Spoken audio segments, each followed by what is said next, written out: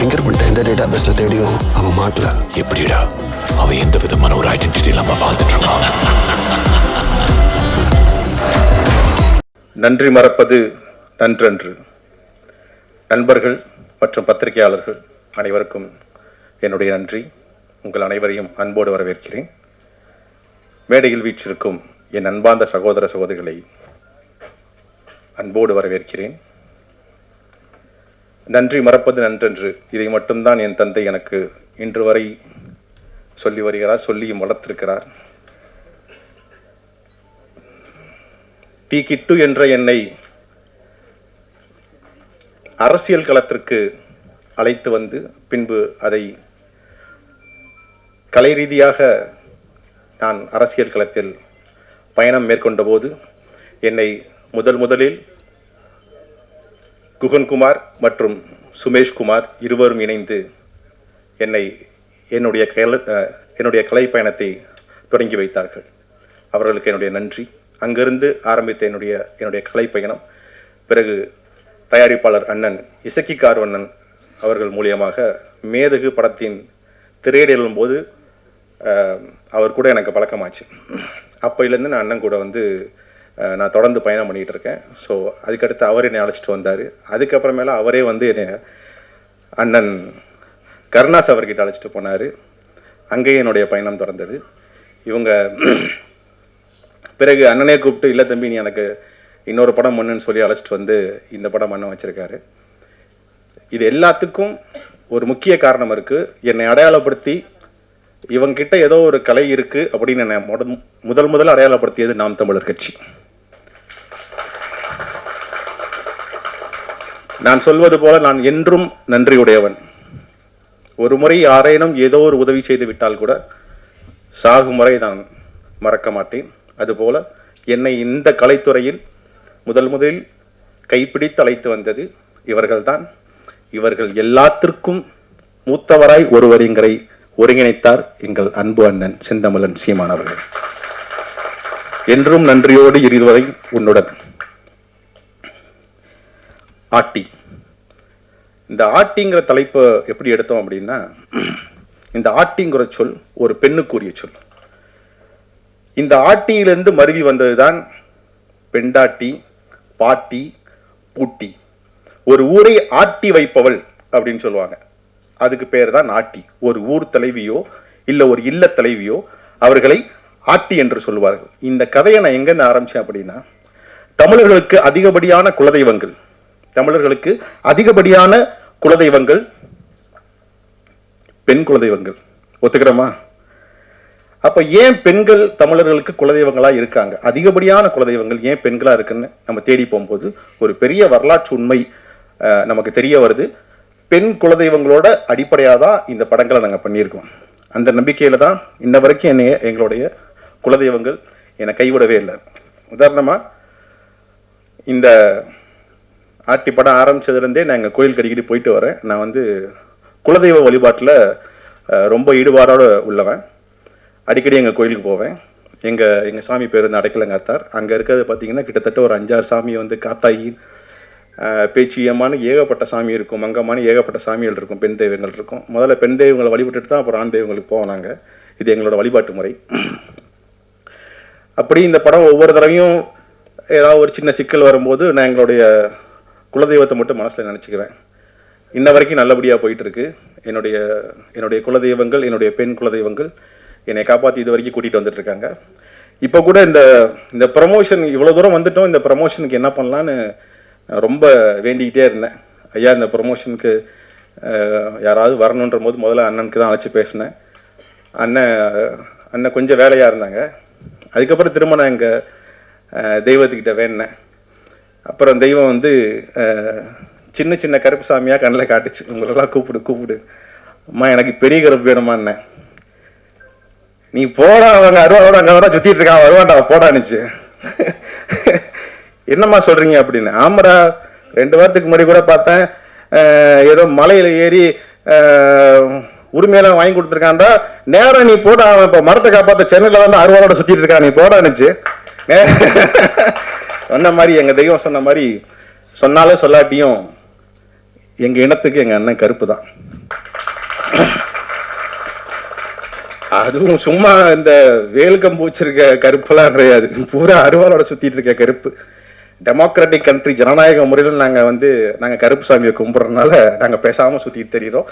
எங்களுடைய உரிமையை காக்க வந்த அன்பு அண்ணன் எங்களுடைய கருப்பன் சீமான் அவர்களை அன்போடு அழைக்கிறேன்.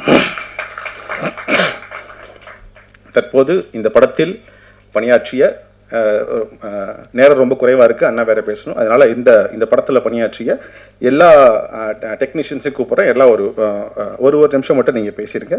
முதலில் இந்த படத்தோட ரொம்ப முக்கியமான விஷயம் என்னென்னா, எல்லாம் ஸ்க்ரீன் பிளேலாம் எழுதிட்டு ஃபஸ்ட்டு ஸ்டோரி எழுதிட்டு அதுக்கப்புறம் ஸ்க்ரீன் பிளே எழுதிட்டு அதுக்கப்புறம் கேஸ்டிங் இதெல்லாம் பண்ணிட்டு தான் நம்ம ஷூட்டிங் போவோம். இது ரிவர்ஸில் நடந்துச்சு. ஸ்டோரி எழுதியாச்சு, நாங்கள் ஒன்று எழுதியாச்சு, ஷூட்டிங்லாம் முடித்து எடிட் பண்ணிட்டோம். படத்தை எடிட் பண்ணி பக்காவாக ரெடி பண்ணி வச்சுட்டு படத்தை போட்டு காமிக்கிறோம். படத்தில் ஏதோ ஒன்று மிஸ் ஆகுது.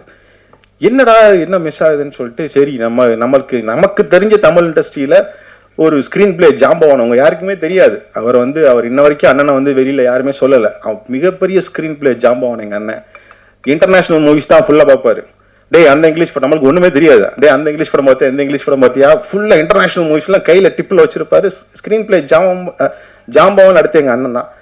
படத்தை கொண்டு போய் போட்டு காட்டினான். என்னடா தம்பி அப்படின்னாரு. ஆனால் இல்லைண்ணே, எனக்கு ஏதோ ஒன்று மிஸ் ஆகுதுன்னா, எடிட்டருக்கு எனக்கு தூக்கம் வரல. முதல் நாள் படத்தை ஃபுல்லாக பார்த்துட்டு ஏதோ ஒன்று தப்பாக இருக்குண்ணே போய் காட்டினோம். உட்காந்து படத்தை பார்த்தாரு. படத்தை ஃபுல்லாக பார்த்துட்டு உள்ளே கூப்பிட்டாரு. ஜாம்பவான் யாருன்னு சொல்கிறேன், ஸ்க்ரீன் பிளே ஜாம்பவான். உள்ளே கூப்பிட்டாருண்ணே. என்னண்ணே ஒரு மாதிரியே இருக்குண்ணே. ஒன்றும் இல்லைடா, ஃபர்ஸ்ட் ஹாஃபில் இருக்க வேண்டிய செகண்ட் ஹாஃபில் இருக்குது, செகண்ட் ஹாஃப் இருக்கு ஃபர்ஸ்ட் ஹாஃபில் இருக்கிறேன். மாற்றினாரு பாருங்க ஸ்க்ரீன் பிளேவை. நான் மிரண்டேன்.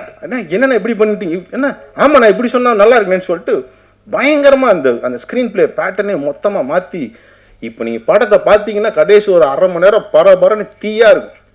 அப்படி ஒரு ஸ்க்ரீன் பிளேவை பண்ணேன்.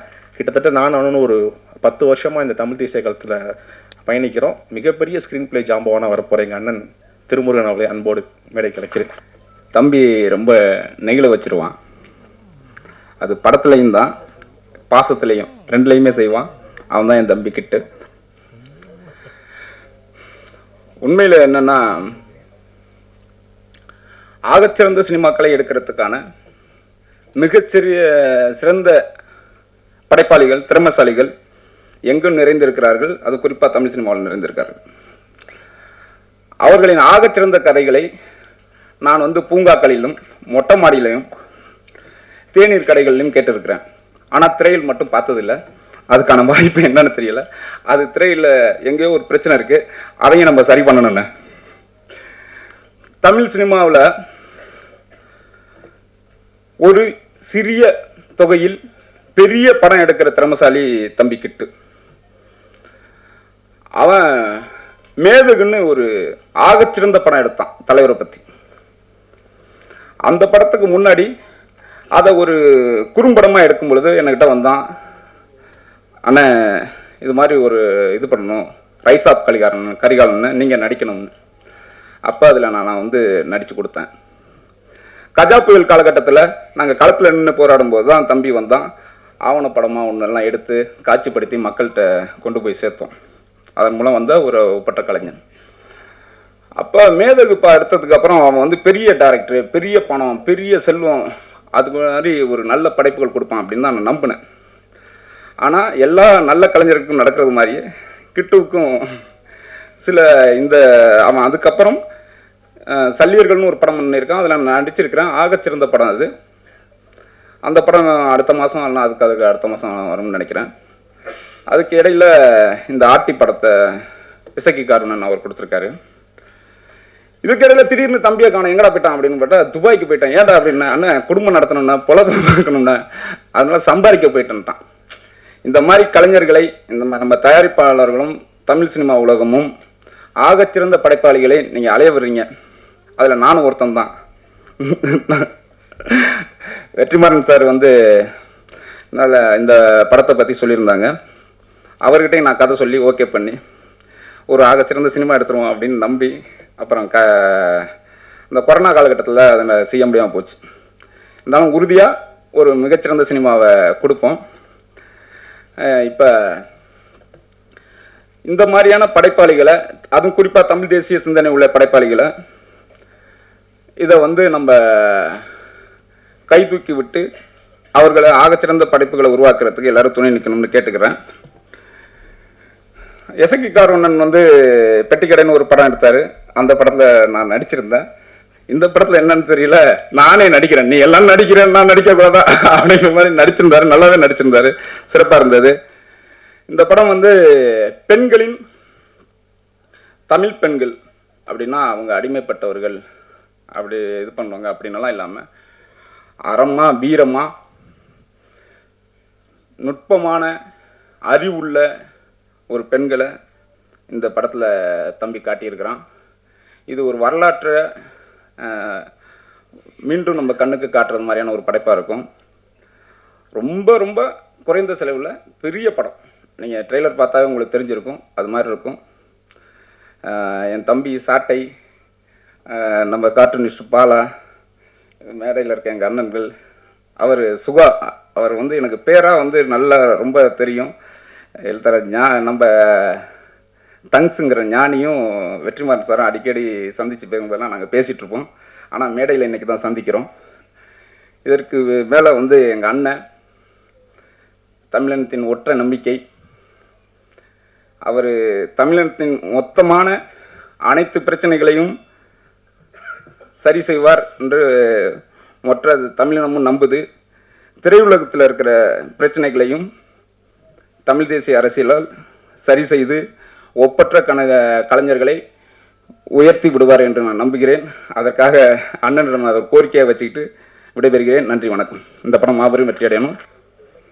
எப்பவுமே ஷூட்டிங் போனால் டைரக்டர் வந்து ஷார்ட் சொல்லுவாங்க, மாஸ்டர் எனக்கு ஃபைட் வந்து இப்படி வேணும் அப்படின்னு. ஆனால் டைரக்டர் சார் வந்து அவரே எல்லாம் கம்போஸ் பண்ணி வச்சிட்டாரு. இல்லை சார் இந்த மாதிரி பண்ணால் நல்லாயிருக்கும் அப்படின்னா, இல்லை மாஸ்டர் எனக்கு அடிக்கிற மாதிரிலாம் வேணாம், கழுத்தை அறுக்கிற மாதிரி தான் வேணும்ன்ட்டாரு. ரொம்ப சூப்பராக ஒர்க் பண்ணோம். ரொம்ப நல்லா ப்ரொடியூசர்ஸ்லாம் சப்போர்ட் பண்ணாங்க அந்த ஒர்க்குக்கு. அண்ணன் இருக்கும் போது தம்பி பேசக்கூடாது, அதனால் எங்கள் அண்ணன் சீமா அண்ணன் பேசுகிறத கேட்குறதுக்கு தான் நான் வந்திருக்கேன். நன்றி, வணக்கம். ரொம்ப பெரிய மனுஷங்களாம் இங்கே உட்காந்துருக்கீங்க. So I don't know what to speak. ஒரு மாதிரி நர்வஸாக இருக்குது. அதர்வைஸ் இந்த மூவி வந்து it's a very different kind of genre. Costume வந்து அவர் ஸ்டண்ட் மாஸ்டர் சொல்கிற மாதிரி காஸ்டியூம் அதே தான். இவங்க வந்து ஒரு ரெஃபரன்ஸ் ஃபுல்லாக கொடுத்துருவாங்க, இப்படி தான் எனக்கு வேணும்னா இப்படி தான் வேணும். அங்கே செட்டிலலாம் கூட எதையுமே யோசிக்க மாட்டாங்க. Like what ever it comes, அங்கே வந்து நான் அதை பண்ணல அப்படின்னா ஒய்ஃப் அதெல்லாம் செகண்டரி தான். அங்கே வந்து நான் technician, he treats me as it is and it's a very good quality as I feel. எனக்கு ஒரு பெரிய கிஃப்ட்டு,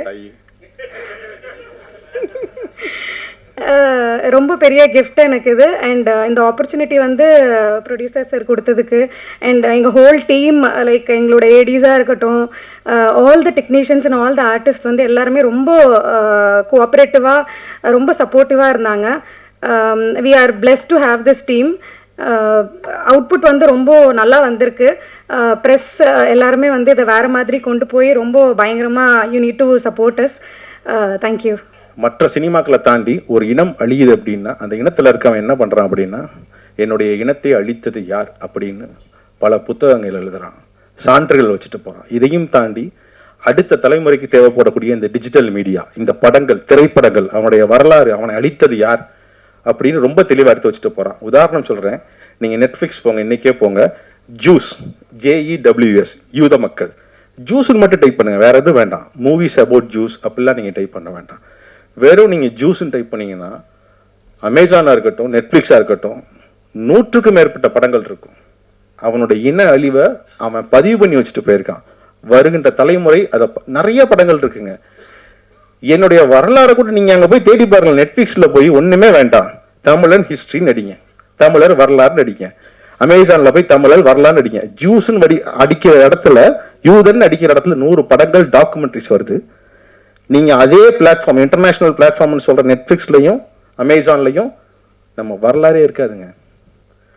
நம்ம வரலாறு எப்படி தெரியுமா இருக்கும்? எவனோ ஒருத்தர் நம்ம வரலாறே தெரியாத ஒருத்தர் நம்ம வரலாறு எடுத்து வச்சு தான் அவங்க வரலாறுன்னுவான். அப்புறம் எப்படி நம்ம தமிழன் வரலாறுன்னு கேட்டால் அமேசானும் நெட்ஃப்ளிக்ஸும் காமியும்.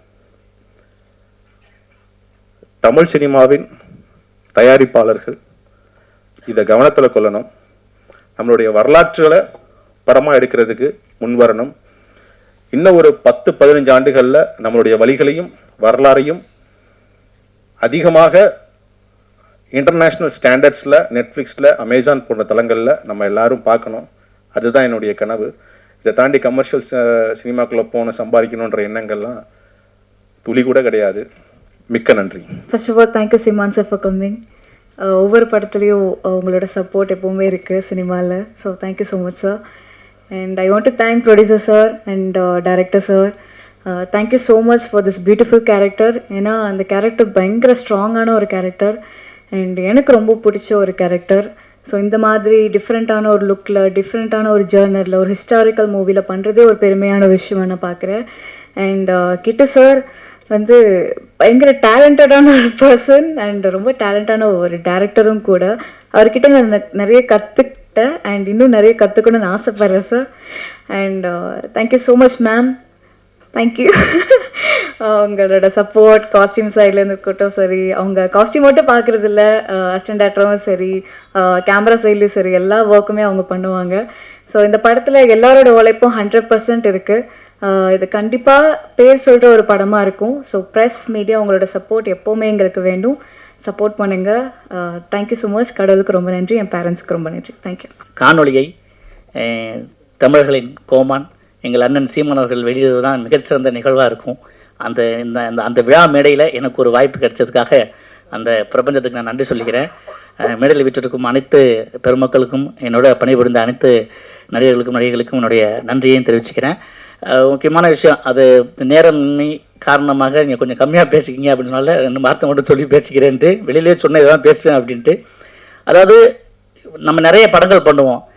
திருமுருகன் சார் ஒரு ஆதங்கத்தை இங்கே வந்து வெளியிட்டார். படங்கள் பண்ணுறதுக்கெலாம் ஆள் இருக்கீங்க, உணர்வுகளை, தமிழர்களின் உணர்வுகளை பதிவு செய்தால் இங்கே ஆள் இல்லை அப்படின்ற மாதிரி. ஸோ அது வந்து இசக்கி கார்வண்ணன் சார் போன்ற நல்ல ஒரு ரசனையான கலைஞர்கள், நல்ல தமிழர்கள் மூலமாக அது நிகழ்ந்துட்டு வர்றதுக்கு இந்த படம் ஒரு உதாரணம். இந்த படத்துக்கு பிறகு தான் நான் இது பரமசிவன் பாத்தியமாக நடித்தேன், அந்த வாய்ப்பு கொடுத்தாரு. அதே மாதிரி தான் ஒரு போலீஸு, அதில் 1980s நான் இதில் போலீஸாக வருவேன். அப்புறமும் 2024-5 அண்ணன் போலீஸாக தான் அது ஒரு கேரக்டர் கொடுத்தாரு. ரொம்ப மகிழ்ச்சியாக இருந்தது. வழக்கமாக கமர்ஷியலாக பண்ணுற படங்களில் போய் ஒர்க் பண்ணுற டீம் காட்டிலும் இந்த கிட்டு சாருடைய டீம் வந்து ரொம்ப என்டர்ல ரொம்ப டிஃப்ரெண்ட்டாக இருந்தது. ரொம்ப அதாவது என்ன சொல்கிறதுன்னு தெரியலை. தமிழ் கலந்து, அதாவது ஆங்கிலம் கலந்து பேசக்கூடாதுன்னு முயற்சி பண்ணுறேன், அதை தாண்டி நமக்கு வரல. ஏன்னா அது நிறைய கற்றுக்க வேண்டிய விஷயம். நம்ம சீமான் சார்ட்டு வந்து அண்ணன்ட்ட வந்து நிறைய கற்றுக்கணும் நம்ம. அதாவது வழக்கமான படங்கள்லேருந்து விலகி இந்த படம் எப்படி இருக்கும் அப்படின்னு சொன்னால் உண்மையிலேயே ஒரு குறிப்பிட்ட ஒரு காலகட்டத்துக்கு உங்களை கொண்டு போய் செல்லும். அது மட்டுமல்ல, இந்த ஆட்டி ஒரு வாட்டி பார்க்குறவங்கள கூட உங்கள் உணர்வுகளையும் உங்களுடைய தமிழ் உணர்வையும் ஒரு வாட்டி ஆட்டி பார்க்கும் அப்படின்னு சொல்லி என் பேட்டியை முடிச்சுக்கிறேன். நன்றி, வணக்கம். மாமா பேச்சுக்காக எல்லாரும் காத்துட்ருக்கீங்க, அதனால் சீக்கிரம் விடைபெறது பெட்டர்னு நினைக்கிறேன். அதாவது சமூக ஆர்வலர்னு சொல்லுவாங்கல்ல, அதை மாதிரி சினிமா ஆர்வலர் தான் இசக்கி கார்வண்ணன் தலைவர். அதாவது உண்மையிலேயே சினிமா வந்து லவ் பண்ணுற ஒரு ஆளுங்க. சினிமா அதாவது ஒவ்வொரு படத்துக்கும் ஒன்று ஏதாவது வித்தியாசமான இயக்குனர், ஒரு வித்தியாசமான கதைக்களம். இது வந்து ரொம்ப, நான் ஒரு நாள் ஒரு கதையை கேட்டு தலைவர் இது முருக ஒரு நல்ல கதை இது கேளுங்க அப்படின்னோடனே சரி அனுப்பிவிடுங்க அப்படின்னாரு. மணி அப்போ ஒரு 8:30-9 நைட்டு கேட்டுட்டு நல்லா இருக்குது, சூப்பராக இருக்குது, பண்ணலாம். ஸோ இந்த ஆர்வம் இருக்கிறவங்க வந்து சினிமாவில் எப்படியும் ஜெயிச்சுட்டே இருப்பாங்க, ப்ரொலாங் பண்ணிகிட்டு இருப்பாங்க. அதுக்கு அடுத்தது வந்து கிட்டு வந்து தலைவர் தான் சொல்லி அவர் போட்டார். பட் இருந்தாலும் ஓகே, இருந்தாலும் எனியோ தேங்க்ஸு. அதனால் வந்து இந்த படத்தில் வந்து ஒரு டிஃப்ரெண்ட்டாக எப்போ பார்த்தாலும் சைக்கிள் ஓட்டிகிட்டே இருப்பேன், எடுத்துகிட்டே இருப்பாங்க. என்ன எடுக்கிறாங்க, ஏது எடுக்கிறாங்க. அப்போ டப்பிங்கில் போய் பார்த்தா தான் தெரிஞ்சுது, ஓ எடுத்திருக்காங்க, நல்லா தான் இருக்குது அப்படின்னு புரிஞ்சுது. அதனால் வந்து இந்த ஆர்டிங்கிற அந்த டைட்டிலே வந்து ஒரு வித்தியாசமான டைட்டில். இந்த படத்தோட லொக்கேஷனை பற்றி கண்டிப்பாக சொல்லி ஆகணும். இப்போ நான் வந்து ஊட்டிக்கு வந்து நிறைய தடவை போயிருக்கேன், ஷூட்டிங்கு பல படங்களுக்கு போயிருக்கேன். இந்த படத்தோட அந்த லொக்கேஷனே வந்து ரொம்ப சூப்பராக இருக்கும். அதாவது நம்ம மகேந்திர சார்லாம் செலக்ட் பண்ணுவாங்கள்ல, அந்த மாதிரி ஒரு காட்டுத்தனமான ஒரு லொக்கேஷனு. அங்கே இருக்கிற மக்கள்லாம் வந்து ரொம்ப அன்பாக பழகிற விதம் ரொம்ப பியூட்டிஃபுல்லாக இருந்தது. அதாவது காலையில் 6 மணிக்கு போனால் கூட அவ்வளோ அழகாக இருக்கும். அந்த அந்த அந்த ஊட்டியில் அந்த ஊரே தள்ளி இருக்கும், ஊட்டிலேருந்து ரொம்ப தள்ளி இருக்கும். ரொம்ப அற்புதமான ஒரு ஊர். அதுக்கேற்ற மாதிரி இந்த ஆர்டிஸ்ட்டு, அவங்க ஒய்ஃப், அந்த காஸ்டியூமு, இந்த அசிஸ்டன்ட் டைரக்டர்ஸ்லாம் உண்மையிலே ரொம்ப அவர் சும்மா ஜாலியாக பேசினார். இவங்கெல்லாம் நல்ல டைரக்டராக நாளைக்கு வருவாங்க. ஸோ இந்த படத்தை எல்லாரும் போய் ரசித்து தியேட்டரில் பாருங்கள். உண்மையிலே பார்க்க வேண்டிய ஒரு படம். நன்றி, வணக்கம். எல்லாருக்கும் வணக்கம். எனக்கு ரொம்ப சந்தோஷமாக இருக்கு இந்த மாதிரி ஒரு மூமெண்ட் ஷேர் பண்ணுறதுக்கு. Thank you John for inviting me and thank you director sir for having me here and in this beautiful evening. And இப்போ தான் ட்ரெய்லர் பார்த்தேன், ரொம்ப நல்லா இருக்கு. இட் லுக்ஸ் இன்ட்ரெஸ்டிங் அண்ட் இந்த மாதிரி கதைகள் கண்டிப்பாக பார்க்கணும். அண்ட் தியேட்டரில் போய் பாருங்கள் எல்லாரும். அண்ட் இந்த மாதிரி படம் சப்போர்ட் பண்ணுங்க அண்ட் கண்டிப்பாக மிஸ் பண்ணாதீங்க. And once again my best wishes to the director sir. Where is director sir? Okay. And producer sir, Iseki sir, and the entire cast and crew of this Atti movie. And my best wishes. Thank you so much. Nandri. ஆட்டி அந்த எழுத்தில் இட்டன்னா பார்த்தீங்கன்னா கத்தியும் புத்தகமும் இருக்குது. அதுவே இந்த படத்தோட கதையை சொல்லுது. இசக்கி கார்வண்ணன் கிட்டு இந்த இரண்டு தம்பிகளும் வந்து வீரம், நம்முடைய வாழ்வியல் இதில் ரொம்ப ஆர்வமாக இருக்காங்க. அதுக்கு காரணம் அண்ணன் சீமான். அவரோட சீமானோட தம்பிகள் எப்படி இருப்பாங்க அதே மாதிரி அழகாக தன்னோட கலை பயணத்திலையும் பிறழாமல் அழகாக நகர்த்தி கொண்டு போகிறாங்க. அதாவது 15 வருடங்களுக்கு மேலே நான் வந்து அண்ணன் சீமான் அவர்கள் வந்து சுயசார்பு, தற்சார்பு, நமது கல்வி, நம் மக்கள், நம் மண், நம் வளம், நம்ம மலை எல்லாத்தையும் வந்து பேசிக்கிட்டே, இன்னும் சொல்லப்போனால் டேய் இதை பாருங்கப்பா, இதை மனசால் ஏற்றுக்குங்கப்பா நிறைய கதறிட்டு இருக்கிறாரு. ஆனால் இப்போ வந்து ஆப்பிரிக்க கண்டத்தில் ஒருத்தர் பர்கினோ ஃபாசோ அப்படின்ற ஒரு நாட்டில் இருக்கிற அதிபர் இப்ராஹிம் ட்ரோரோரே அப்படின்றவர் இவர் அண்ணன் சீமான் சொன்னதை அங்கே இப்போ செஞ்சுக்கிட்டு இருக்கிறார். அப்போது ஏதோ எங்கேயோ ஒரு ஆப்பிரிக்க கண்டத்தில் பேரே தெரியாத இருந்த நாட்டில் இப்போ ஒருத்தர் வந்து மேலே வர முடியும் அப்படின்னா நாளைக்கு இவரோட கனவுகள் நமக்கு ஏன் கிட்டாதா? கிட்டும். அதுபோக இந்த படத்தோட ட்ரெய்லர், இந்த டிசைன் பார்க்கும்போது உண்மையிலே ரொம்ப வித்தியாசமாக இருக்குது. இப்போது இந்த படத்தோட வணிகம் வந்து சிறப்பாக இருக்கும்னு தோணுது. காரணம், சமீபத்தில் ஒரு படத்தோட ப்ரொமோஷன் அண்டு ரிலீஸ் இதுக்கு வந்து நிறையா அலைஞ்சேன். அப்போ வந்து எல்லா தியேட்டருமே வந்து வித்தியாசமான நல்ல படங்களை வரவேற்க தயாராக இருக்காங்க. மக்கள்கிட்ட பேசும்போது, ஆப்ரேட்டர்கிட்ட பேசும்போது, தியேட்டர் மேனேஜர்கிட்ட பேசும்போது அவங்க எல்லாத்துக்கும் நீங்கள் வந்து மக்கள் விரும்புகிற படத்தை கொடுங்க, நாங்கள் உங்களுக்கு ஆதரவு தர்றோம் அப்படின்னு சொல்கிறாங்க. இந்த ஆட்டி அப்படின்ற படம் எல்லா மக்களாலேயும் ஏற்றுக்கொள்ளப்படும் அப்படின்னு நினைக்கிறேன். முடிஞ்ச அளவுக்கு இந்த படத்தோட வெளியீட்டில் நானும் உதவ தயாராக இருக்கிறேன். அதுக்கு முக்கிய காரணம் காதல் சுகுமார். நன்றி. என்னுடைய சகோதரன் கிட்ட அவர்களுடைய இயக்கத்தில் வெளிவருகிற ஆட்டி திரைப்படம் வெல்ல என்னுடைய வாழ்த்துக்கள். கிட்டவர்கள் சொன்னது போல தமிழ் வரலாறு, தமிழ் இனத்தினுடைய வரலாறு சரியாக பதிவு செய்யப்படலை. ஆனால் தமிழ் இனத்திற்கு எதிரான வரலாறு திட்டமிட்டு பதிவு செய்யப்படுகிறது. தொடர்ச்சியாக கடந்த ஓராண்டில் மட்டும் ஒரு 3 படங்கள். முதலில் ஃபேமிலி மேன் என்ற ஒரு வெப் சீரிஸ் வந்தது. எவனோ ஒருத்தன் இந்த இனத்துக்கும், மொழிக்கும், பண்பாட்டுக்கும், கலாச்சாரத்துக்கும் சம்பந்தமே இல்லாத ஒருத்தன் நம்மளை பற்றி படம் எடுக்கிறான். இந்தியா முழுக்க அதை விநியோகம் பண்ணுறான், பெரிய வசூல் நடத்துகிறான். திருப்பி ஜாட் அப்படின்னு ஒரு திரைப்படம், இந்த இனத்திற்கும், மொழிக்கும், பண்பாட்டுக்கும், கலாச்சாரத்துக்கும் சம்பந்தமே இல்லாத ஒருத்தன் நம்மளை பற்றி படம் எடுக்கிறான், பெரிய வணிகம் பண்ணுறான். இப்போ சமீபத்தில் கிங்டம் அப்படின்னு ஒரு படம், இந்த இனத்துக்கும் மொழிக்கும் சம்பந்தம் இல்லாத ஒருத்தன் அதை படமாக எடுத்து தமிழர்கள் என்றால் ரவுடிகள், பொறுக்கிகள் என்று காட்டி, அதுவும் குறிப்பாக ஈழத்தமிழர்களை, ஒரு அழிவின் விளிம்பில் இருக்கக்கூடிய தமிழர்களை பயங்கரவாதிகளாக சித்தரித்து, ரவுடிகளாக சித்தரித்து ஒரு படத்தை எடுக்கிறான். ஆனால் அந்த படத்தை எங்க வேணாலும் நீ ஓட விடலாம், எங்க கோட்டைக்குள்ள உன் படம் ஓடாது என்று சொல்லி அந்த படத்தை ஓட வெற்றிய தலைவன் தான் எங்களுடைய அண்ணன் செந்தமிழன் சீமான். அப்ப எந்த படம் ஓடணும், எந்த படம் ஓடக்கூடாதுன்னு தீர்மானிக்கிற இடத்துல இன்றைக்கு தமிழ் தேசிய அரசியல் வந்திருக்கிறது. நான் ஏற்கனவே இதே அரங்கில் சொன்னேன், ஒரு காலத்துல 1950 70 காலகட்டம் வரைக்கும் அண்ணாவின் தம்பிகள் திரையை ஆண்டார்கள். இன்றைக்கு அண்ணனின் தம்பிகள் திரையுலகத்தை ஆளுகிறார்கள். அப்படி ஒரு அண்ணனின் தம்பியாகத்தான் சகோதரர் கிட்டு ஆகச்சிறந்த ஒரு படைப்பாளி. சின்ன சின்ன உணர்வுகளை சின்ன சின்ன தொகைகளில் எடுக்கக்கூடியவர். 150 கோடியில படம் எடுக்கிறாங்க, கதை இல்லை. பெரிய பெரிய நடிகர்கள் இயக்கக்கூடிய இயக்குநர்கள்ட்ட கதை இல்லை, ஆனா பெரிய நடிகர்கள் கதை இல்லாத இயக்குநர்கள்ட்ட தான் நடிக்கிறாங்க. ஆனா கதை இயக்கக்கூடிய இயக்குனர் பெரிய நடிகர்கள் வர்றதில்லை. அதான் இங்க பிரச்சனையே.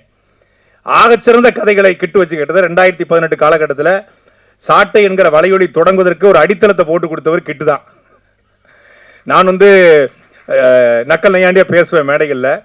ஐயா வைகோ போல பேசுவேன், கலைஞர் ஐயா போல பேசுவேன், கமலஹாசன் போல பேசுவேன், மிமிக்ரி பண்ணுவேன். அது இயல்புடைய சின்ன வயசுலேருந்து பண்ணுறது. அப்போ மேடைகளில் வந்து நான் ஐயா வைகோ போல பேசுறது அண்ணன் கூட கண்டிப்பாங்க, டேய் யாரை வேணாலும் பேசு, அண்ணன் வைகோ திருமாவளவன் வேலுமுருகனை பேசாத அன்னைக்கு சொன்னார். இன்னைக்கு வரைக்கும் அதை அவர் தான் சொல்லிட்டு தான் இருக்காரு. அவர் ஒரு தாய் அன்போடு எல்லோரையும் நேசிப்பார் இல்லையா, அதனால பேசக்கூடாதுன்றாங்க.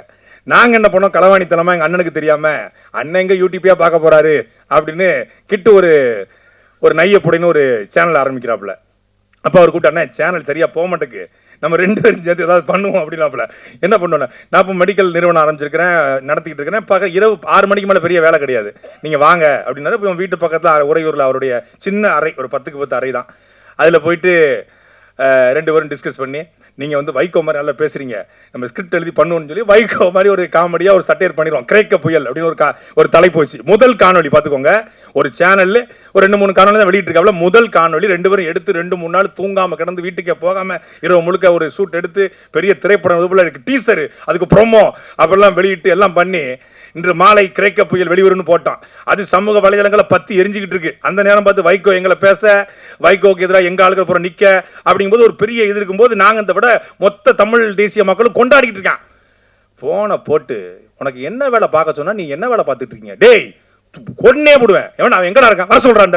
மதுரைக்கு போனா செந்தமிழ் பைந்தமிழ் அகநானூறு புறநானூறு 18 பரிபாடல் எல்லாம் வருது எங்க அண்ணன் இருந்து. ஐயோ வம்படியா வந்து சிக்கிருக்கமே, ஜூல வந்து மாட்டின மாதிரி ஆகி போச்சு அப்படின்னு ஒழுங்கு மரியாதையை அதை எடுத்துட்டு நான் செய்ய வேண்டிய சேலையை செய்யடா அப்படின்னாரு. முதல் காணொலியை நீக்கி வச்சிட்டாரு. முடிஞ்சா சோழி அப்படிதான் ஆரம்பிச்சோம். அப்போ அவர் அதுக்கப்புறம் வந்து அப்புறம் வேற காணொலிகளை அண்ணனுக்கு இடைஞ்சல் வராத, அண்ணன் திட்டாத காணொலிகளாக போட ஆரம்பிச்சோம். அப்புறம் பாராட்டினாங்க, வாழ்த்துனாங்க, தட்டி கொடுத்து கொண்டு போங்கடான்னாங்க. அப்போ அவர் வந்து கலைத்துறைக்குள்ள அவர் பயணப்பட்டார். அப்புறம் நான் வந்து அதை யூடியூப்பாக மாற்றலாம்னு சொல்லி சாட்டைங்கிற வலையொலி ஆரம்பித்தேன். சாட்டை என்கிற வலையொலி இன்னைக்கு வளர்ந்துருக்கு. நான் அறியப்பட்ட முகமாக மாறி இருக்கேன்னா எங்கள் அண்ணன் எந்த அளவுக்கு எனக்கு மிக முக்கியமான பங்காற்றும். அதே போல் அதனுடைய அடித்தளத்தை போட்டு கொடுத்ததுல என்னுடைய சகோதரன் கிட்டுக்கு வந்து மிகப்பெரிய பண்புண்டு. நான் ஏதாவது ஒரு தளத்தில் நன்றி சொல்லணும்னு கடமைப்பட்டிருந்தேன். நன்றி அன்பு சகோதரா. அவருடைய ஆர்வம் வந்து ரொம்ப இதாக இருக்கும், ரொம்ப கியூரியாசிட்டி இருப்பார், ரொம்ப எனர்ஜெட்டிக்காக இருப்பாப்ல. இரவு முழுக்க அந்த ஏஆர் ரஹ்மான் இரவுலாம் தூங்க மாட்டான்னு சொல்லுவாங்க, அது மாதிரி இரவு தூங்கவே மாட்டாப்ல.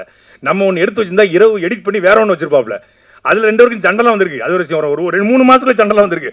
அந்த அளவுக்கு வந்து அந்த கருத்தை வந்து மெருகூட்டுவார். அப்படி ஒரு ஆகச்சிறந்த கலைஞன்.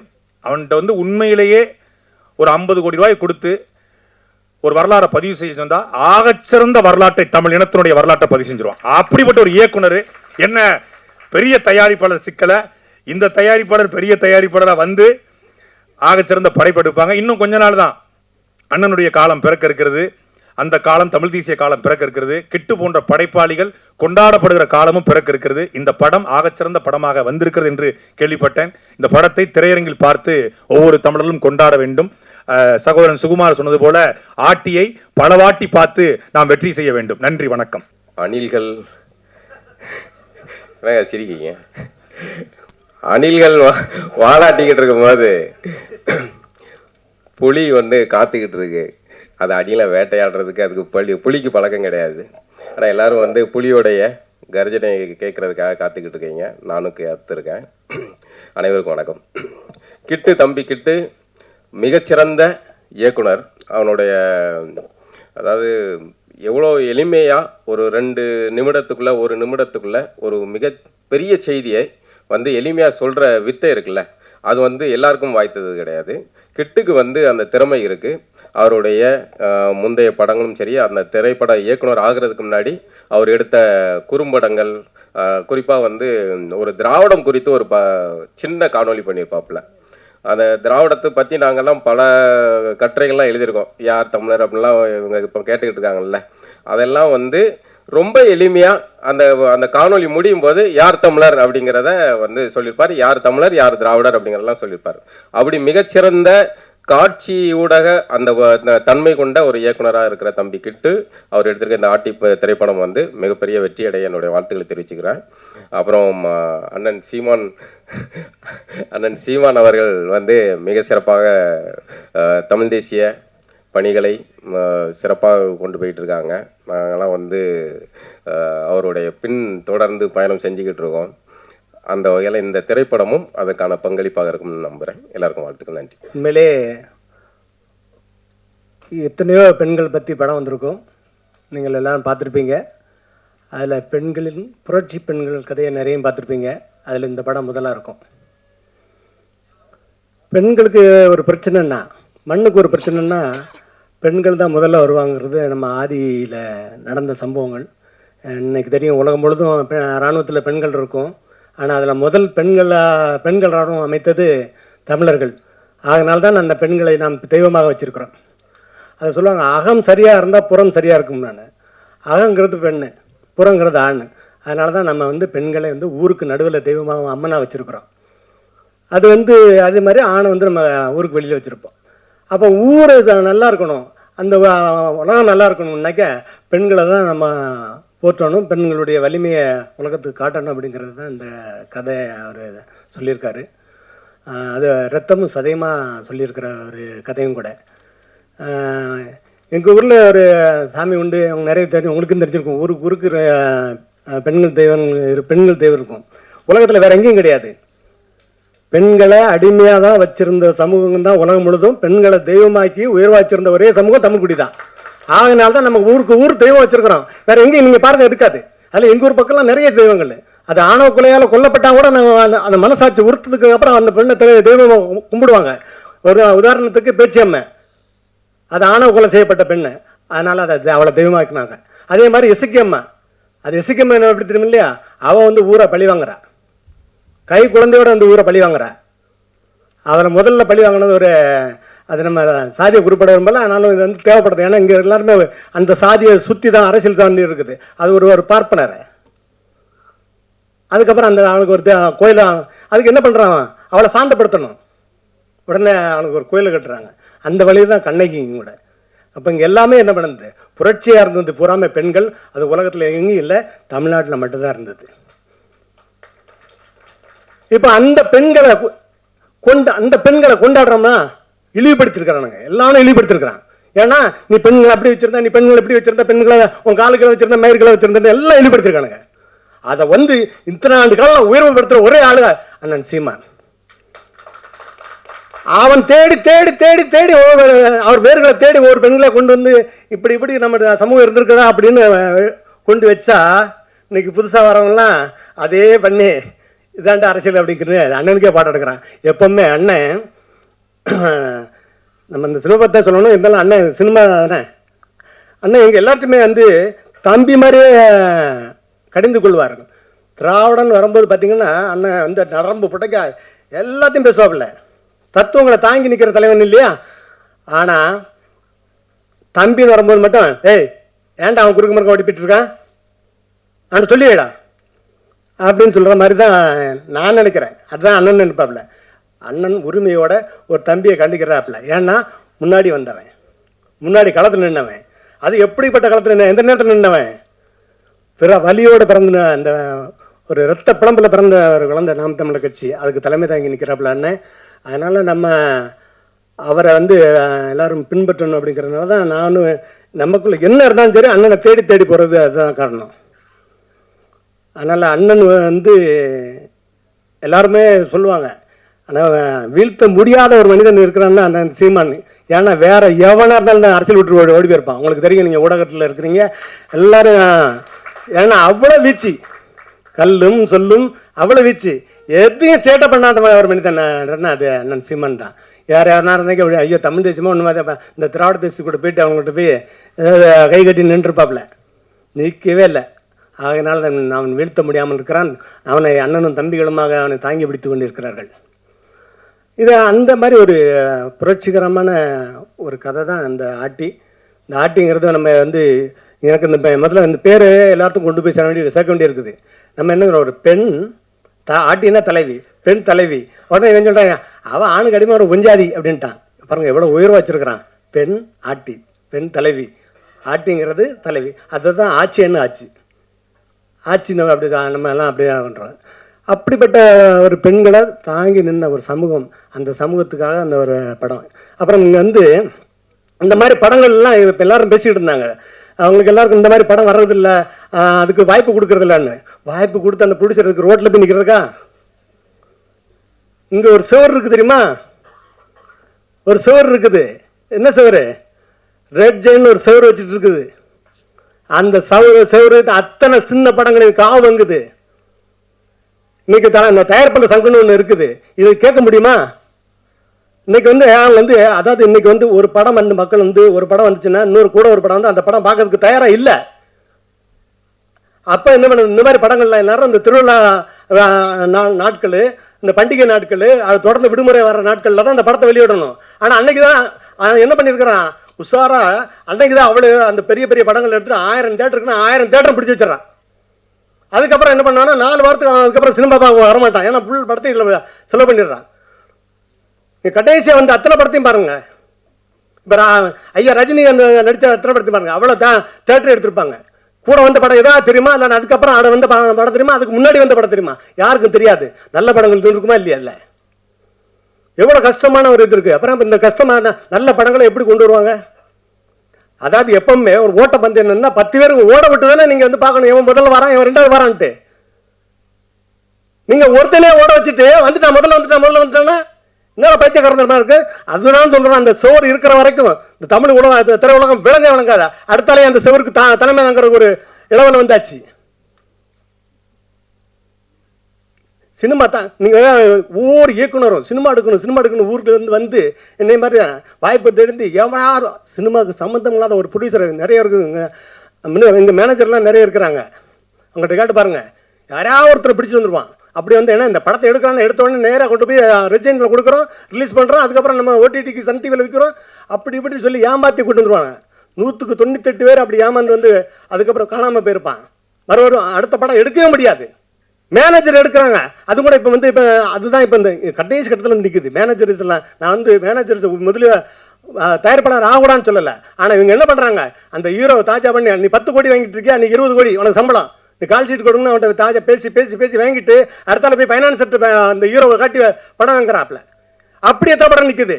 இந்த ராம் பிரபு இங்கே இருக்கிறாரு, அவர் சினிமாவில் அவ்வளவு மேனேஜராக இருந்தார், அவருக்கு தெரியும். அப்படி எத்தனை படம் நிற்குது இந்த ஃபைனான்ஸ் வாங்கிட்டு. இன்றைக்கி ஃபைனான்ஸ் என்ன கடைசியில் ஆகிப்போச்சு, பெரிய ஹீரோவுக்கு ஃபைனான்ஸ் கொடுக்க முடியாது அப்படின்னு சிண்டிகேட் போடுற அளவுக்கு ஆகிப்போச்சு. அப்போ இந்த தமிழ் திரையுலகம் எங்கே இருக்கும்? ஆந்திரா பாருங்கள், எல்லா இடத்துலையும் நல்லா இருக்கும். ஆந்திராவில் தயாரிப்பாளர் சினிமா இருக்குது, கர்நாடகாவில் தயாரிப்பாளர் சினிமா இருக்குது, கேரளாவில் இருக்குது, இந்தியில் இருக்குது. அப்போ இங்கே என்னத்தான் நீங்கள் என்ன பண்ணுறீங்க? இங்கே தேட்டரை பூரா ஆக்கிரமிச்சு வச்சு படத்தை எடுத்துட்டு ஓட விட்டுட்டு இருக்கீங்க.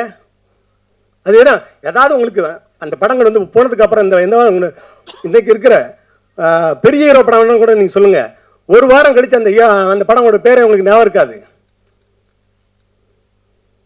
இதெல்லாம் சங்கம் வச்சிருக்கிறாங்க, ஒருத்தரும் கேட்கறது இல்லை. எல்லாரும் அன்றாட வாழ்க்கையை அவங்களுக்கு கிடைச்சா போதும் அப்படின்ட்டு அவங்க வாழ்ந்துட்டு இருக்கிறாங்க. ஆனால் ஒன்று இயற்கை மாற்றத்தை வரும் 2026.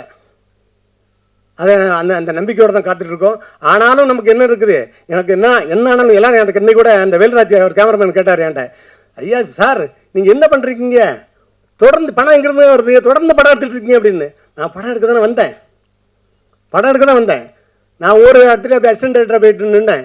நான் அதுக்கப்புறம் மாதிரி எனக்கு அதுக்கப்புறம் நான் வந்து இன்னைக்கு ஒவ்வொரு அசிஸ்டன்ட் இன்னைக்கு படம் எடுக்காமலே அசிஸ்டன்ட் டைரக்டராகவே இருந்து போனவன் நிறைய இருக்கிறான். அந்த வேதனை இப்போ அந்த உச்சக்கட்ட வேதனை அதுதான். கல்யாணம் பண்ண முடியாமல் எத்தனை இயக்குநர்கள் இருக்கிறான், படம் எடுத்தால் கல்யாணம் பண்ண முடியும் அப்படின்னு வாய்ப்பு இல்லாமல் இருக்கிறாங்க. இப்போ அப்படி ஒரு இக்கட்டான ஒரு சூழ்நிலையில் இருக்கும்போது எனக்கு அந்த வாய்ப்பு கிடைச்சதுனால நான் என்ன பண்ணுறேன், தொடர்ந்து படம் எடுக்கிறேன். ஏன்னா நான் படம் எடுக்க தான் ஊர்லேருந்து வந்தேன். நான் எங்கே போனாலும் பாம்பே எங்கே போனாலும் சரி படம் எடுக்க தான் வந்தேன். நான் படம் எடுத்தேன். அதுக்கப்புறம் என்னை 2009 என்னுடைய இனம் செத்து கிடக்கும்போது ஒரு வலி தாங்க முடியாமல் யாரா என்னடா ஒருத்தனை இல்லையே அது கேட்க ஒரு நாதி இல்லையாடா அப்படின்னு சொல்லிட்டேன். ஏன்னா டிவியில் கூட போட விட மாட்டான்டான், வேணும் போடலை. டைம்ஸ் சேனலில் மட்டும் தான் போட்டிருக்கான். டைம்ஸ் அதில் பார்த்து வேதனைப்பட்டு அதுக்கப்புறம் நானும் ஒருத்தர் என்னுடைய மேனேஜர் சினிமா மேனேஜர், நான் வந்து அதே நேரம் அதே இடம் படம் எடுத்துகிட்டு இருக்கிறேன். அந்த மேனேஜர் அவர் தான் அஜித் ரசிகர் மன்ற தலைவராக இருந்தாவில் ராஜா, அவர் அண்ணன் வீட்டுக்கு அனுப்பியிருந்தேன். ஏன்னா அண்ணன் ஒரு தனியாக இருக்கான்டா நம்மளை போவோம் அப்படின்னு. ஏன்னா எனக்கு அவர் தெரியாது, அவன் மேனேஜராக இருக்கான அவன் தெரியும்ட்டு அனுப்பியிருந்தேன். அவன் போயிட்டு வந்து சொன்னான், டே ஐயா என்கிட்ட சொல்கிறாப்புல, என்ன சார் அங்கே வேண்டாம் சார், ஏன்னா அவர் அங்கே வீட்டில் வந்து ஒரே கத்திட்டு இருக்காரா அப்படின்னா. என்னடா கத்துறாருன்னா, அண்ணா உனக்கு என்னென்ன ஆச்சு அண்ணா, உனக்கு என்ன ஆச்சு அண்ணா அப்படின்னு. 2009 மே 17 அந்த தேதி அது. அப்போ இப்படிலாம் நம்ம இருக்கிற அந்த அதனால் அந்த திசை மாதிரி மறுபடியும் அங்கே போய் அண்ணன் கூட ஒரு பயணித்தேன். இப்போவும் பயணிக்கிற, அது வேறு விஷயம். இப்போ எங்களால் வெளியில் ஏற எங்கேயும் போக முடியாது. அதனால சொல்கிறேன், எத்தனை பேர் வந்தாலும் சரி, எத்தனை சூப்பர் ஸ்டார் வந்தாலும் சரி, அங்கே அந்த தமிழ் தேசத்துக்காக நீ என்ன சொல்லி சீமான் அவர்களை வீழ்த்து நினைச்சாலும் முடியாது. ஏன்னா அவ்வளோ பேர் அவன் அங்கே தான் இருப்பான், எங்கே போனாலும் சரி தமிழ் தேசத்து அந்த சிந்தனையில் தான் இருப்பான். இப்போ இன்னும் ஒன்றும் இல்லை, நான் வந்து இது ஓப்பனாகவே சொல்லிட்டு போயிடுறேன். ஏன்னா இந்த கூட்டத்தை பார்த்து மிரட்டுற ஆள் கிடையாது அண்ணன், எந்த கூட்டத்தை பார்த்து மிரட்டல. ஏன்னா நாங்கள் அண்ணன் நான் சொல்கிறேன், 2010 நான் கன்னியாகுமரியில் பேசிட்டு போயிருக்கிறோம் முத்துக்குமாரோடைய ஜோதி எடுத்து அனுப்புறதுக்கு. சத்தியமாக சொல்கிறாங்க, அந்த கடை வச்சிருக்கிற அத்தனை பேருமே மலையாளி, ஒருத்தன் கிடையாது. 1.5 மணி நேரம் அண்ணன் பேசினாப்புல, இந்த இனத்துக்காக 1.5 மணி நேரம் பேசினாப்புல. அப்படிப்பட்ட வேண்டாம் இந்த கூட்டத்தை காட்டி மிரட்டினாலாம் போயிட மாட்டான் அப்படிங்கிறத நான் சொல்ல வரேன். ஏன்னா அவன் ஒரு கொள்கை தலைவர்னு ஒரு ஆளை பிடிச்சி அடித்தான், கொள்கை தலைவர்னு ஒருத்தர் கூப்பிட்டு வந்து அடித்தாப்புல. அப்போ அண்ணன் மட்டும் இல்லை, நம்ம சாட்ட திருமணம் ஓட அடித்தான். ஓட அடித்த உடனே என்ன பண்ணுறான் திரும்ப டக்குன்னு, அதாவது உங்களுக்குலாம் தெரிஞ்சுக்கும், ஐயா ரஜினிகாந்த் அவர்கள் ஒரு படம் எடுத்தார், பாபா படம் எடுத்த உடனே பாமக என்னெல்லாம் பண்ணிச்சுன்னு உங்களுக்கு தெரியும். அந்த ரீலெல்லாம் வயலுக்குள்ளே ஓட விட்டுறாங்க. அதுக்கப்புறம் அவர் என்ன நினச்சாங்கன்னு தெரியுமா, சினிமாவில் வந்து அவர் நிஜமாவே இது வந்து நடந்தது எல்லாருக்கும் தெரியும், நீங்கள் பத்திரிகையாளர் இருக்கிறீங்க. இப்போ வந்து இனிமேல் சினிமாவில் இப்போ நம்ம என்ன பண்ணுறது அப்படின்னு அவர் கொஞ்சம் பயந்துட்டார். பயந்த உடனே எல்லாரும் போய் சொல்லியிருக்காங்க, நீ வந்து சிவாஜி கணேசன் வீட்டில் போய் அவங்க ஃபிலிமில் அவங்க கம்பெனி பேரில் இந்த படத்தை தயாரிங்க அப்படின்னு சொல்லியிருக்காங்க. அடுத்த படம் அவர் சிவாஜி ஃபிலிம்ஸில் நடித்தார். ஏன்னா அவருக்கு பிரச்சனை வர மாட்டாரு. அதே மாதிரி இவங்கெல்லாம் எல்லாரும் தமிழ் தேசியக்காரெல்லாம் பெரியார்னு தூக்கி போட்டு அடிக்க போது டக்குன்னு இப்போ எம்ஜிஆர் அண்ணா பின்னாடி போய் ஒழிஞ்சுக்கிட்டாப்புல.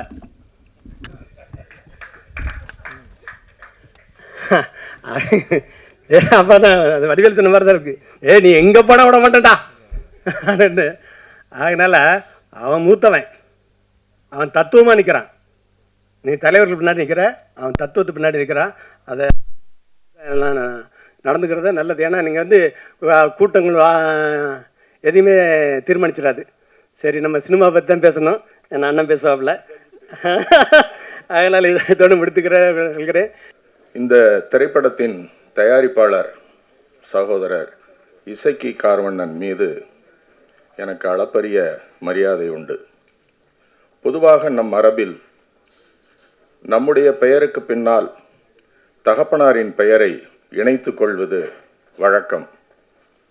ஆனால் சகோதரர் இசக்கி கார்வண்ணன் தன்னுடைய தகப்பனாரின் பெயரான இசக்கியை முதலில் இணைத்திருக்கிறார்.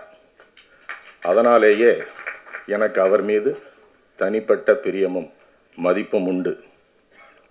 இந்த திரைப்படத்தின் இயக்குனர் இளைய சகோதரர் கிட்டு அவர்களை தனிப்பட்ட முறையில் நான் ஒரு முக்கிய செயலுக்காக பாராட்டுகிறேன்.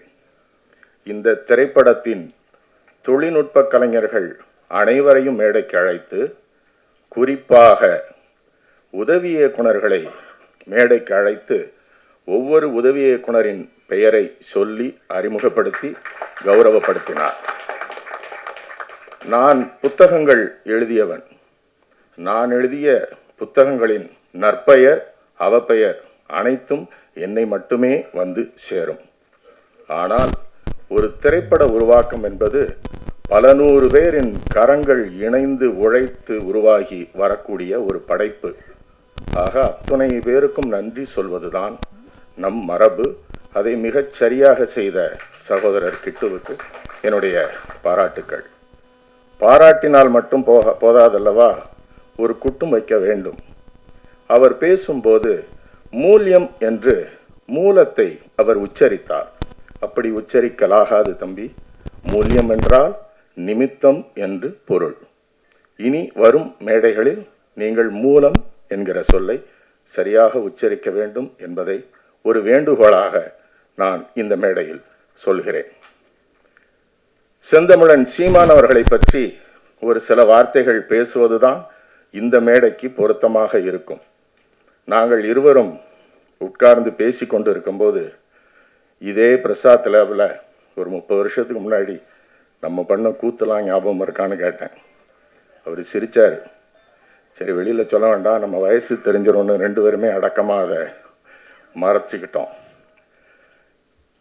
ஒரு 45 ஆண்டுகளுக்கு முன்பு திருநெல்வேலியில் கலை இலக்கிய பெருமன்றத்தைச் சேர்ந்த தோழர்கள் கவிஞர் பரிணாமனின் 10 தல ராவணன 8 தல ஒத்த தல ராமங்கொண்ணா என்கிற பாடலை பாடினார்கள். அந்த பாடல் சிறுவயதில் பசுமரத்தாணி போல என் மனதில் பதிந்திருந்தது. அது நடந்து ஒரு 35 ஆண்டுகளுக்கு பின்பு சென்னையில் ஒரு இளைஞன் அந்த பாடலை பாடி நான் கேட்டேன். அத்தனை ஆண்டுகளுக்கு பிறகு அப்போதுதான் நான் 2வது முறையாக அந்த பாடலை கேட்கிறேன்.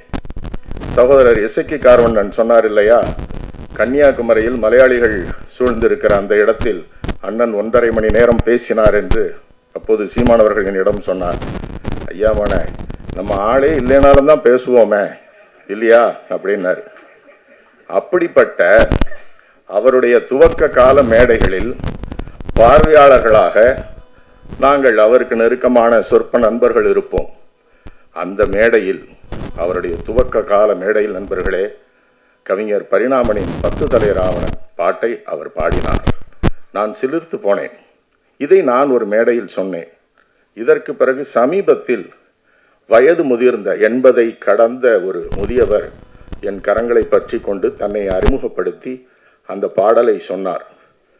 அந்த பாடலை எழுதிய கவிஞர் பரிணாமன் அவர்கள். அதை இந்த மேடையில் அவரோடு நான் பகிர்ந்து கொண்டேன். ஆட்டி என்கிற தலைவி என்கிற சொல்லை, ஆட்டி என்கிற மூலச் சொல்லை ஒரு தமிழ் திரைப்படத்திற்கு, அதுவும் 2025 காலத்தில் வெளிவருகிற ஒரு தமிழ் திரைப்படத்துக்கு வைக்கிற துணிச்சலும் ஒரு நேர்மையும் சகோதரர் கிட்டுவுக்கும் அதை தயாரிக்கிற திறனும் திரு இசக்கி கார்வண்ணனுக்கும் இருக்கிறது. என்னுடைய வாழ்க்கையில் நான் பாலுமேந்திரா அவர்களிடம் உதவி இயக்குனராக இருந்தபோது ஆரம்ப காலத்தில் திருநெல்வேலி வட்டார வழக்கு சொல்லான தம்பி பாலாக்கு தெரியும், நிக்கான் அப்படின்னு சொல்லிட்டேன்.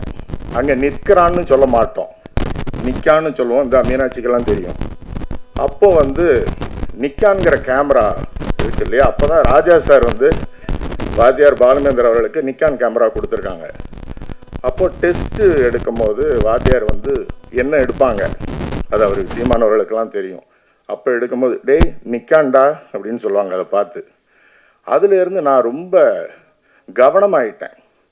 புது வார்த்தைகளை தான் சேகரித்து அதைத்தான் பேச வேண்டும் என்பதில்.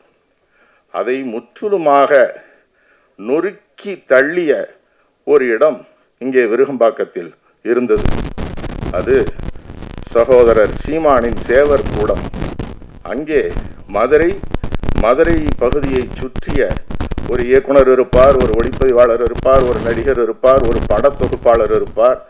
எல்லோருமே நாம் உசிலம்பட்டி மாட்டுத்தாவணியில் போய் இறங்கினா என்ன கேட்குமோ அதுதான் பேசுவாங்க அவங்க. அதற்கப்புறம்தான் எனக்கு அந்த மனத்தடை நீங்கியது.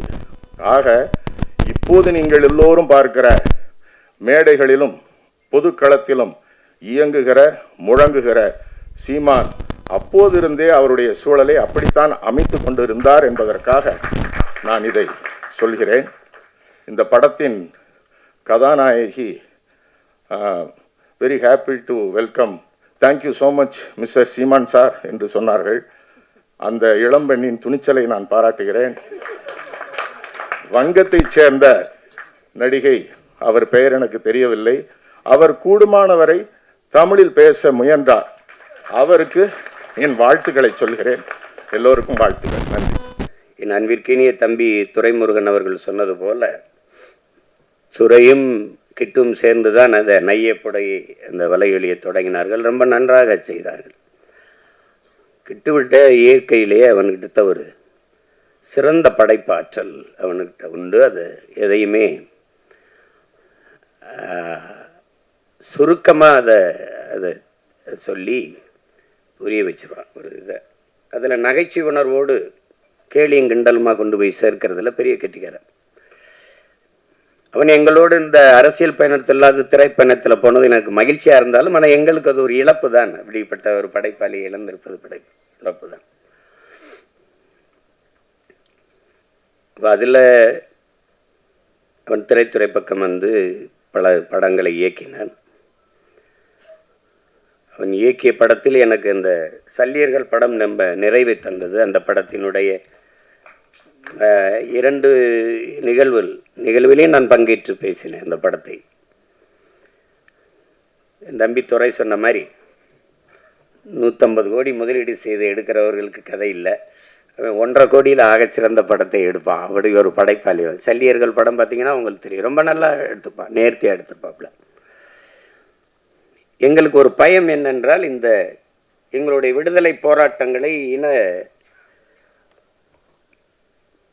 அழிப்பு அந்த தொடும்போது அது ரொம்ப உணர்வுபூர்வமானது, அது சரியாக செய்யணும், இல்லைன்னா சிக்கலாயிடும். எங்கள் தலைவருக்கு அதில் ஒரு பெரிய கனவு. அவரை போல இந்த இனத்தில் பிறந்தவனில் திரைக்கலையை நேசித்த ஒரு மகன் இதுவரைக்கும் இருக்க முடியாது. இங்கே இருந்த கட்சிகள், குறிப்பாக கம்யூனிஸ்ட் இயக்கங்கள், திராவிட இயக்கங்கள் எல்லாம் திரைக்கலையை வந்து ஒரு சாக்கடை, குப்பை, சினிமாக்கார பயல், இப்படி தான் பேசி பேசி அதை எதுனா சாக்கடையே என்றே சொல்லி கொண்டு விட்டார்கள். அதில் உருண்டு பிறண்ட நாயம்பணியெல்லாம் நாட்டாண்டுட்டு போயிடுச்சு. இதுதான் நடந்தது பெரிய விபத்து.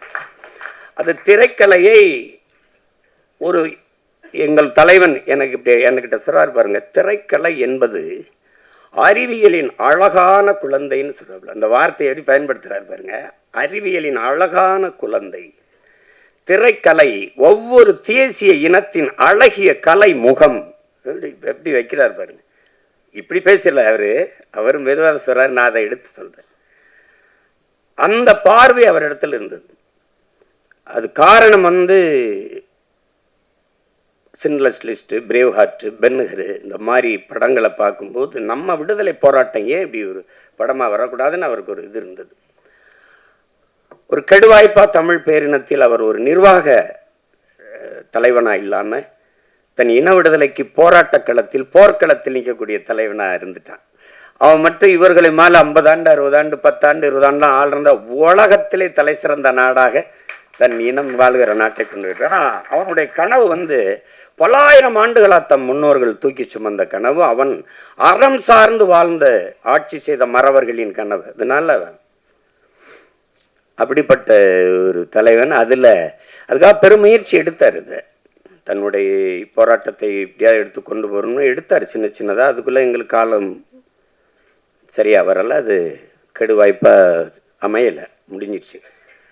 அதனால் இந்த மாதிரி படங்களை எடுக்கும்போது ஒரு நடுக்கம் இருக்கும். அது சரியாக செய்யணும், இல்லைன்னா தப்பாக போயிடும். ஏன்னா வரலாற்றை தவறாக பதியக்கூடாது, உங்களுக்கு தெரியும். அதில் என் தம்பி சல்லியர்களை போராட்ட வரலாற்றில் பெருங்கடல், அது ஒரு துளியை மிகச்சரியாக பதிவு செஞ்சான்னு எனக்கு ஒரு நிறைவு. அதுபோல் இந்த ஆட்டி படத்தையும் அவன் சிறப்பாக செஞ்சிருப்பானுங்கிறதுல எனக்கு அசைக்க முடியாத நம்பிக்கை. இங்கே அந்த ஆட்டி அப்படிங்கிற அந்த படத்துக்கு சொல்லுவோம், அது எங்கள் குடியில் பெண்கள் முதலாம் அப்படின்னு, அதில் மாற்று கருத்து இருக்க முடியாது.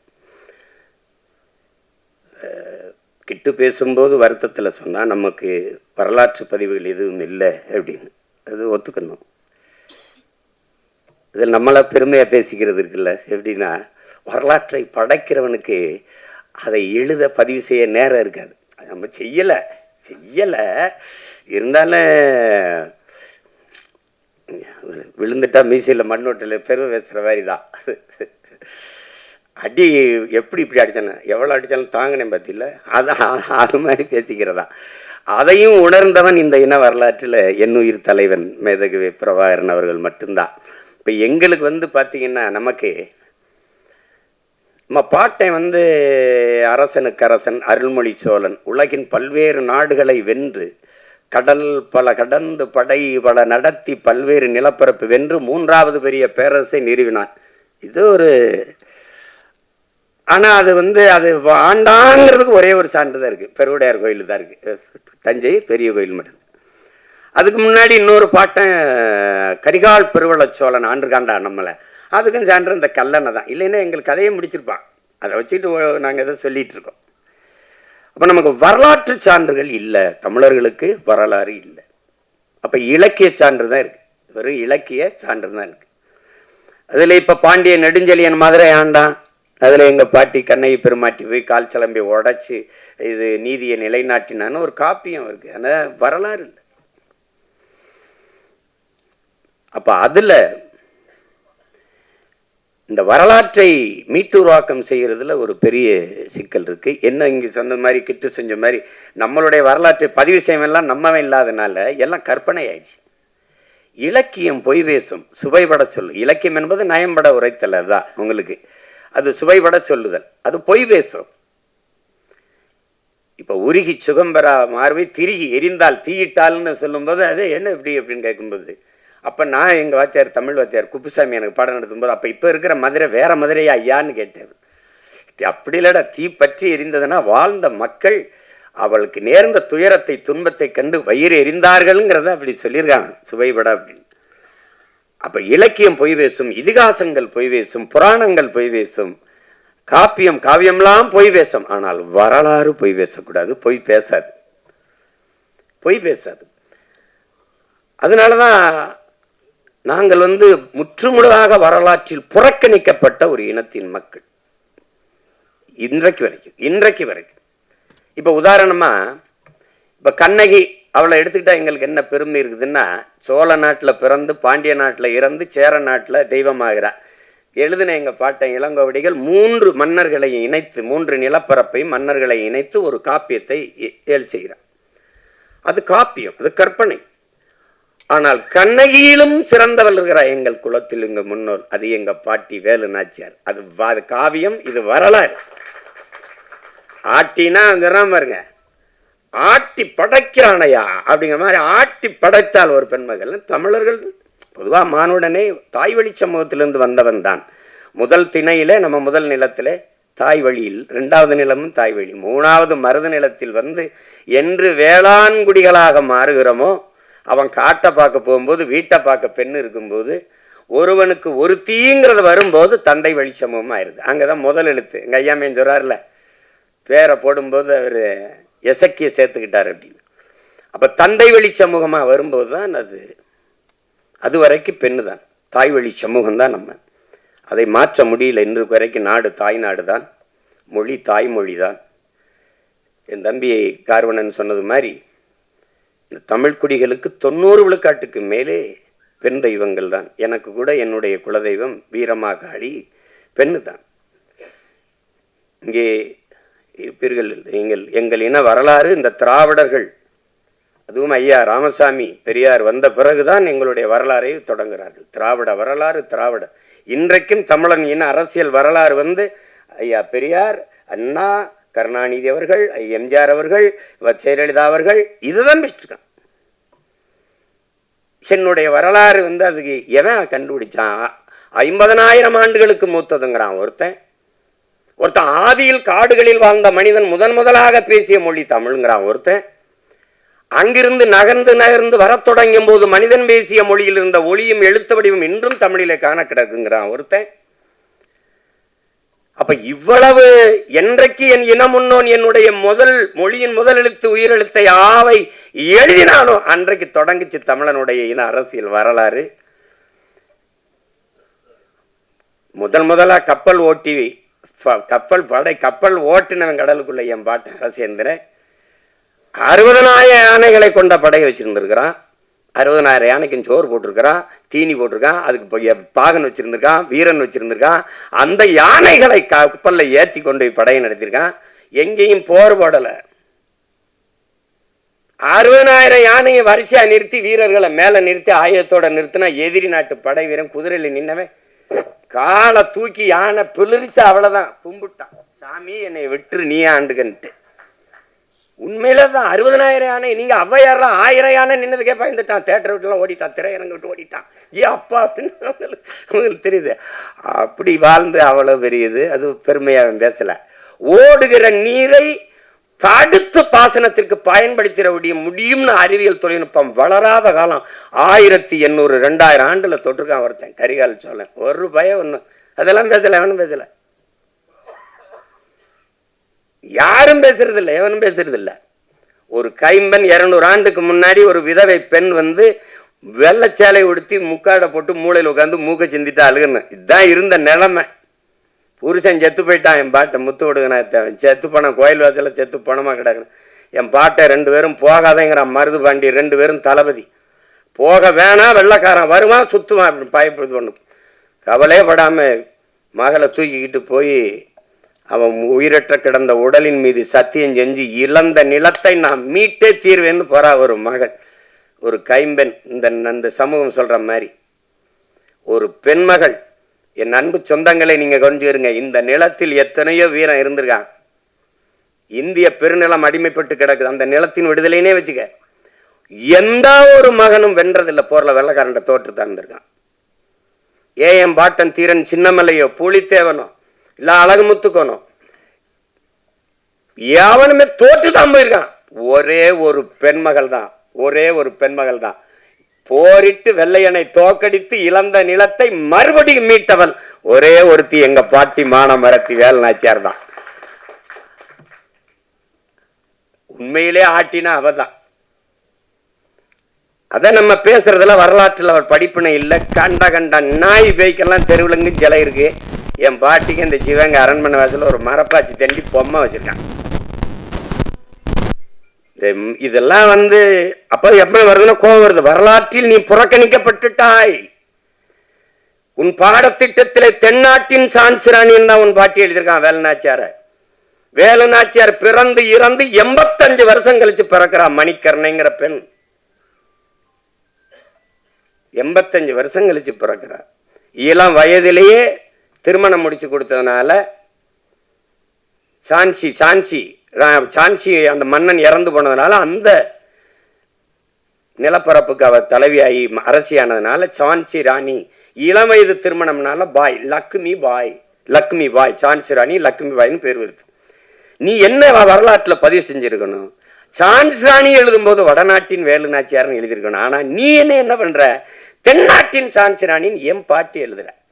அங்க நான் பேசாம மண்டையாட்டிட்டு இருந்தேன் பாரு, அங்க செத்துச்சு என் வரலாறு, அங்க போயிருச்சு என்னுடைய வரலாறு.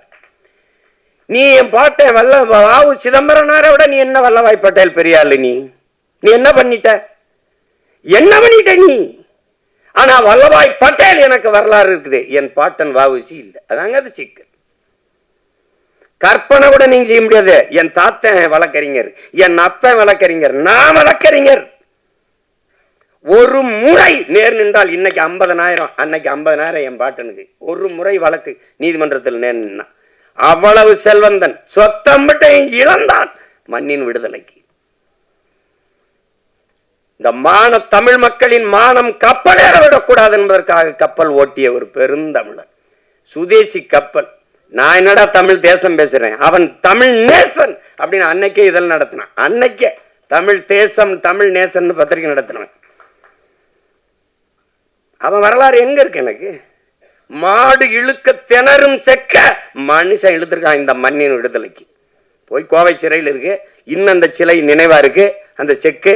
ஏன்னா அவன் இருந்த அறைக்கு பக்கத்துல இருந்ததான் அவன் பேரன் நான். அதே கோவை சிறையில பக்கத்து அறையில செக்கிழுத்த செம்மல் வாவு சிதம்பரனார் இருந்த சிறை அப்படின்னு எழுதி வச்சிருக்கான். அந்த அறை எழுதி வச்சிருக்கான். வேணா நீ வேணா போயிட்டு அவனே போலையா? விரைவில் அனுப்பி வைக்கிறேன்.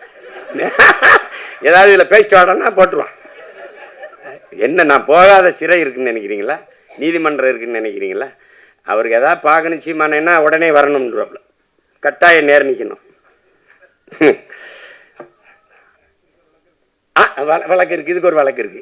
வல்லபாய் பட்டேல படித்தோம், நம்மளுடைய பாட்டன் வாவு சிதம்பரனாரே படிக்கல. நீங்கெல்லாம் நான் கோவப்படுறேன்றீங்க, நான் கோவப்படுறதே பரவாயில்ல. என் தம்பியெல்லாம் கொந்தளிச்சுட்டாப்ல. இங்கே பாருங்க, தொலைக்காட்சியில் என் உடன் பிறந்தாரெல்லாம் இருக்கிறீங்க. தந்தை பெரியார், கலைஞர் அதான் பேசுறீங்க. நீங்க ஜெயலலிதா அம்மா சொல்லணும், இவர் அப்பா சொல்லணும், அவரை தந்தை சொல்லணும், இவரை கலைஞர் சொல்லணும். ஆனா எங்களை மட்டும் வாவுசி மாப்போசி என்னடா சிசின்னு பேசிட்டுக்கிற நீ? எப்படி இருக்கு? எந்த மான தமிழன் இதை ஏற்பான்? வாவுசி மாப்போசி ஏன் சிலம்பு செல்வர் மாப்பூசி, செக்கிழுத்த செம்மல் வாவூசி சொல்ல முடியாத ஒன்னல்ல. தமிழ் தென்றல் திருவிக்கா, தனித்தமிழ் அடிகளார் மறைமலை அடிகள், முத்தமிழ் காவலன் கியாப்பை விஸ்வநாதர் பேச முடியாத ஒன்னல்ல. பேச முடியுமா? முடியாது. திரைப்படத்தில் நடிச்சோம்னா தலைவர் என்ன சொல்றாருன்ற, தலைவர் என்ன சொல்ற, எங்க தலைவன் என்ன சொல்ற, திருப்பிரபாகரன்ற. டேய், கழுத்தை திரி விடலைன்னு பாட்டுரு. நீ ஏன் அவரை மேதகன்னு சொல்ல மாட்டியா? சொல்ல மாட்டியா? பேசுறத பாரு, நீ பேசுறத பாரு. பேசு, நாளைக்கு கூட பேசுவான் பாரு. பேச்சு எப்படி பேசுவான் பாரு. தமிழர் தந்தை சீபாதித்தனார் சொல்ல முடியாதா? சொல்ல முடியாதா? சிந்தனை சிற்பி சிங்காரவேலர் அப்படி சொல்லியிருக்கியா நீ எங்கேயாவது? சொல்லியிருக்கியா? ஆனா இதை மட்டும் பாரு, இதை மட்டும் தமிழன் விழித்துக் கொள்ளனேன்னு வச்சுக்கிறீங்க. பெரியார் தந்தையாயி, ஐயா ஸ்டாலின் அப்பாவாயி, ஜெயலலிதா அம்மாவாயி, நம்மெல்லாம் எவன் என்னன்னு தெரியாம போயிடும். பெத்தப்ப அம்மாவை மறந்துட்டு நீ தான் அம்மா அப்பான்னு சொல்லிட்டு திருவேன். இப்படிதான் உன் வரலாற்றை இழந்த நீ, இப்படிதான் இழந்த. நான் தான் படிக்க வச்சேங்கிறத நீ எப்படி நம்பின? எப்படி நம்பின நீ? எப்படி நம்பின? உன் இனத்தில் எத்தனை பெண்பார் புலவர்கள்? 100க்கும் மேற்பட்ட பெண்பார் புலவர்கள். நச்சினார், கிணியர், அவ்வை, எத்தனை அறிவு மூதாட்டியே உன் பெண் பெருமகள் அவ்வை. பெண்களை காப்பிய நாயகராக வச்சு பாடியவன் தமிழன். சிலப்பதிகாரம், மணிமேகலை, எத்தனை காப்பியங்கள். குல தெய்வங்களாக வச்சு கும்பிட்டவன் தமிழன். அப்ப எப்படி எங்க நீங்க? நான் தான் பெண்ணடிமை நீக்கணும், எங்க நீக்கணும்? நீ படிக்க வச்ச சரி எதை?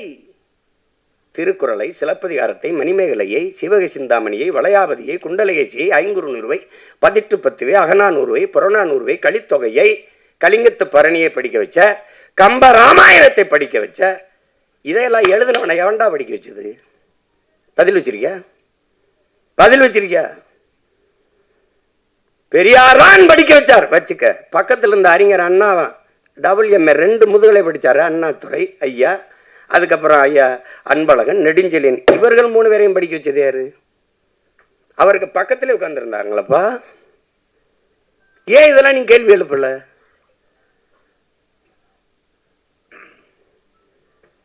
வரலாற்றை மறந்துவிட்ட இனம் சுடுகாட்டில் இறந்து கிடக்கிற பிணம்ங்கிறாங்க கோசிமி. எங்க இருக்குது உன்னோட? எங்க நீ பெண்ணை அடிமைப்படுத்தின? தமிழன் பல்வேறு நிலப்பரப்பை வென்றான், எந்த இனத்தையாவது அடிமைப்படுத்தி ஆண்டான். ஒரு செய்தி சொல்றா பாப்போம். என் மாண்புடா, என் மாண்பு தமிழ் பேரன்பின் தாயிடா. இல்லைன்னா யாரும் ஊரே யாவரும் கேளீர்னு எந்த மொழி சொல்லியிருக்குடா? பிறப்பு ஒக்கும் எல்லா மனிதருக்கும் கூட பாடல, எல்லா உயிருக்கும். உலகத்துல எந்த மொழி சொன்னது? என் தமிழ் தான் சொன்னது, என் தமிழ் தான் பாடியது. புதியதொரு உலகம் செய்வோம், கெட்ட போரிடும் உலகத்தை வேரோடு சாய்ப்போம். என் தமிழ் தான், என் தமிழ் தான். காக்கை குருவி எங்கள் சாதி, நீல் கடலும் மலையும் எங்கள் கூட்டம். எங்கள் தமிழ் தான். இது எனக்கெல்லாம் கற்பிச்சேங்கிற. பாரதி பிறந்து இறந்து 1921 நம்ம பாட்டன் பாரதி இறந்து போறான்.